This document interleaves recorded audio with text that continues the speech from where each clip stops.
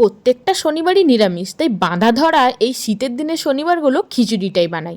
আজকেও বানাচ্ছি নিরামিষ সবজির খিচুড়ি। মুগের ডাল আর গোবিন্দভোগ চালটা ধুয়ে হাঁড়ির মধ্যে দিয়ে দিলাম, অল্প একটু নুন দিয়ে কিছুক্ষণ ফুটিয়ে নিলাম। তারপর দিয়ে দিচ্ছি সয়াবিন। এখানে আমি সয়াবিনটা আগে ভিজিয়ে রেখেছিলাম, সয়াবিন দিলাম। তারপর একে একে ফুলকপি, মটরশুঁটি, গাজর, কাঁচা লঙ্কা দিয়ে কিছুক্ষণ ফুটিয়ে ঢাকা দিয়ে রেখেছিলাম। এটাতে কিছুক্ষণ কিন্তু সবজিগুলোও সেদ্ধ হয়ে যায়, চাল ডালও সেদ্ধ হয়ে যায়। তারপর জল দিয়ে পাশের কড়াই হতে দিলাম। এদিকে খিচুড়ি ফোড়নের জন্য একটা ফ্রাই প্যানের মধ্যে সর্ষের তেল, গোটা গরম মশলা, জিরে, অল্প একটু গ্রেট করা আদা, টমেটো, হলুদ গুঁড়ো, কাশ্মীরি লঙ্কার গুঁড়ো, জিরে গুঁড়ো, ধনে গুঁড়ো দিয়ে ভালো করে এটাকে ভেজে নিলাম। ধনে পাতাও দিয়েছি। তারপর কিছুক্ষণ নাড়াচাড়া করে এই ভেজে রাখা মশলাটা খিচুড়ির মধ্যে ফোড়ন হিসেবে দিয়ে দিলাম। ব্যাস, খিচুড়ি কিন্তু প্রায় রেডি।